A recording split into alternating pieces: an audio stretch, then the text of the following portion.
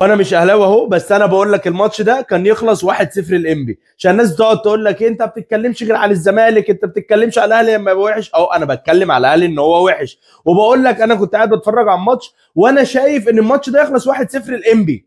احنا اصل بص انا اقول لك، لما نقعد نحاول طول الماتش، انا نسيت اصلا ان في فرقه تانية احنا بنلعبها. انا كنت فاكر الاهلي بيلعب جون مشترك مع نفسه، خلاص دي تقسيمه دي تدريبه دي ما فيش اصلا انبي ما فيش اي حاجه، احنا بنلعب لوحدنا خلاص بقى، احنا وحشين حلوين بس احنا بنلعب لوحدنا. انا شايف طول الماتش ان انبي بتدافع ب 38 لعيب ورا، خلاص ما عندهمش هجوم، ما عندهمش نص ملعب، هم ال 18 كلهم واقفين في الدفاع واحنا بنهاجم بس. فانا خلاص قلت مستني الجول الاول، مستني الجول الثاني، وسام ابو علي يعمل حاجه، قلت اي حاجه فاول مش عارف ايه ركنيه يعني هنعرف نظبط الدنيا وهتمشي وهنكسب. انما اللي حصل ان احنا لحد الدقيقه تقريبا 85 احنا ما بنعملش اي حاجه، يعني لا شيء من العك الكروي ان ما حدش بيعرف يعمل اي حاجه. وبعد كده بقى في هجمه فتيجي ضربه جزاء لانبي. وبعدين بقى معلش انا عايز اتكلم مع عم ياسر ابراهيم في حاجه. يا عم ياسر يا ابراهيم، الكره جايه في ايدك وانا شايفها واي حد بيتفرج شايفها والمدرب شايفها والجمهور شايفها والدنيا كلها شايفاها، وانت راح تقول لي الحكم عليا انا؟ بجد عليا انا؟ عليك انت. يا ياسر يا ابراهيم عليك انت، وايدك عامله كده وجايه في ايدك والدنيا كلها عليك انت، مستغرب قوي ان ضربه جزاء عليك عمال تقول له عليا انا. يا عم يا عم عليك انت، ما عادي يعني، ما ايدك باينه ومش لا مش ثابته، لا مش ثابته، خلينا مش ثابته. هو اصلا ياسر ابراهيم ما بيتكلمش مع الحكم فكره ان دي ثابته ولا مش ثابته، لا هو معدي الليفل ده بيقول له اصلا عليا انا، هي جت في ايدي انا يا راجل. بجد يعني انت فقدت الاحساس، ما جايه بايدك وباينه ان هي جايه في ايدك، خلاص ضربه جزاء. فالطبيعي ان انا بتفرج بقى خلاص، ما احنا بنهاجم طول الماتش، فانبي جات لها ضربه جزاء خلاص، انبي هتجيب الجول والماتش يخلص 1-0، هي خلصت ما فيهاش بقى. فانبي بتلعب ضربه الجزاء، والباشا اللي مش عارف رفيق اب ولا مين اللي شاطها ولا مين، طلعها بره.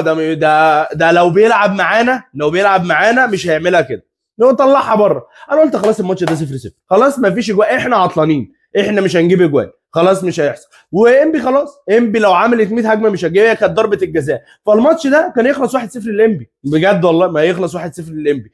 طبعا انا عارف ان انتوا عايزين تقييمات، انا هقيم اللعيبه لاعب بس، يعني في الفيديو الجاي على طول هتلاقي التقييمات، لان في كام لاعب كده انا عايز اتكلم عليهم، مش قادر ما اتكلمش عليهم، هيجلطوني. انا هتجلط من شويه لعيبه في الاهلي مش قادر، لازم اتكلم عليهم. انت لو جيت عايز تتكلم عن ماتش النهارده تكتيكيا، هتقعد تتفرج على الماتش 90 دقيقه، مفيش تكتيك، مفيش فنيات، مفيش اي حاجه. هو تقريبا كولر بيلعب بالخطه اللي كل كام ماتش كده تلاقيه عطلان بيقول لك يلا احنا هنليسها، واللي يعرف يعمل حاجه يعملها. خطه انشيلوتي المفضله، مفيش اي حاجه، انا مش شايف اي حاجه بتحصل. انا شايف ان كولر النهارده ما كانش موجود، يعني التبديلات العاديه، انما في الملعب انا ما تعرفش هو بيعمل ايه. مفيش خطه، مفيش تكتيك، انت عايز تحلل حل، شوف انت عايز تحلل فين وحلل، برغم انما هتحلل ماتش، لا مفيش تحليل ماتش. ما كانش فيه النهارده هجوم مشترك، الاهلي بيلعب لوحده وكان هيخسر، مع كل ده كان هيخسر، فما فيش النهارده اي حاجه. انا ما شفتش النهارده، كنت بتفرج يعني نفسي بقى الواد وسام يجيب جول ولا 2 ولا 3 ويحطم الرقم القياسي بقى، وننهي السنه بماتش حلو وجولين 3 شوطه بقى من امام مش عارف،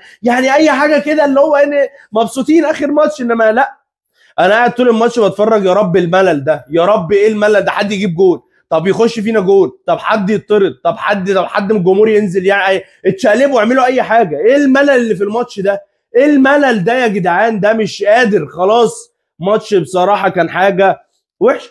اهو انا لا بقى شفت ما بتتكلمش عليها، بتكلم على الاهلي، وحش وحش جدا، وكنا نستاهل النهارده نخسر 1-0 بالله انا شفته ده.